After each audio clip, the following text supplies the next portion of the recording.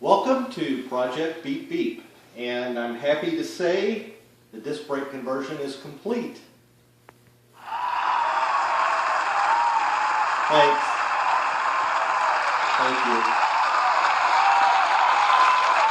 Thank you. Thank you very much.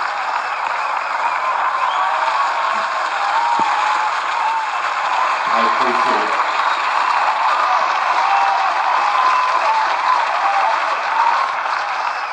Thank you. Thank you very much. Got a big crowd here. This is a big occasion. 9 or 10 weeks. Not totally working the whole time, but start to finish was 9 or 10 weeks. You've heard all the stories, the missing parts, the bad parts. I called in a friend from work, Sean. He's an excellent mechanic. And he bailed me out. He came in, he helped me take care of some of the leaks I couldn't solve. Helped me get the brakes bled. It's got a good pedal. We took it for a quick test spin last weekend. Today we're going to try to do our first live video of driving in the car, and we'll see how that works out. So let's go jump in the car. Go. Okay, so we're driving around the neighborhood.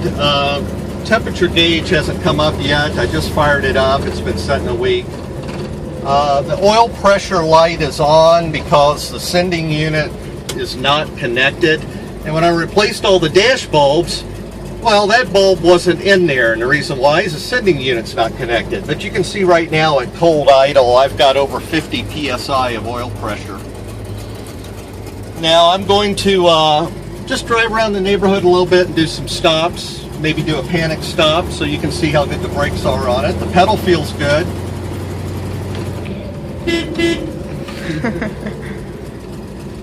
There's my neighbor Ron.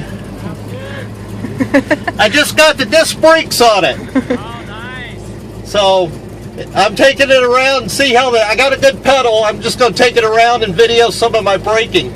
Nice, good job. Yeah, I have to give you a ride sometime. Yeah, gosh, it sounds really good. Yeah, it's a monster. All right, we'll see ya.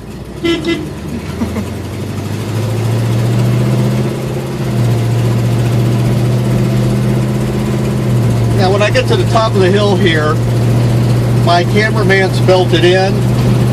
I'm up to about 32 miles per hour and I'll do a panic stop. See how she brakes.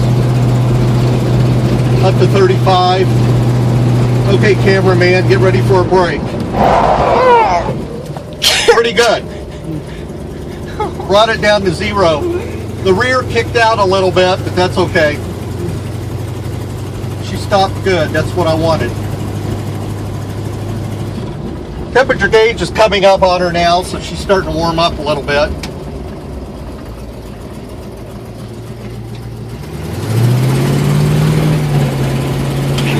Got a little rubber. Shifting good. Actually driving pretty good. Not a lot of play in the steering. I mean, even when this car was new, handling wasn't heard of. The steering wheel feels like it's connected to a bucket of molasses, really. There's no steering feel at all. It needs an alignment, although it's just barely pulling. I take my hand off the wheel.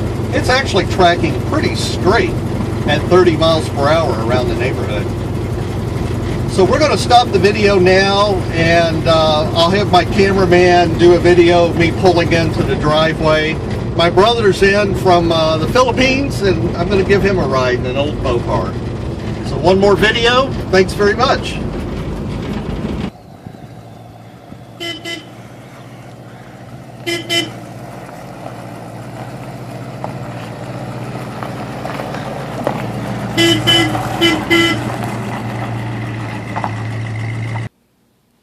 Well, we're back from our drive, probably 5 or 6 miles, maybe a little more. Took my brother out for a spin. He remembers my first car, which was a '69 Coronet 440.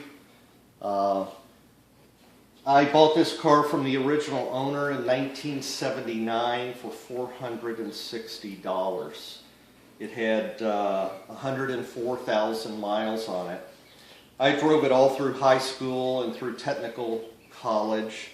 And when I moved to Cincinnati, Ohio, I still drove it a little bit, and then I gave it to my dad. And my dad turned the odometer over for a second time to 200 and some odd thousand miles. Kind of wish I'd kept it. This picture is faded. It was F3 frost green metallic, black vinyl top, factory air, automatic bench seat. A lot of fun. Driving this brings back days of this. This car drives a lot better than this one did. And runs, I think runs better and brakes better. So I'm happy with it. Because I had to change the spindles and load and unload the torsion bars when I did the disc conversion, the car needs an alignment, and it's going to go down to my friend at Brake Max next weekend. Might even do a video from Brake Max. He's going to let me put it on the alignment rack. So maybe next weekend we'll update you.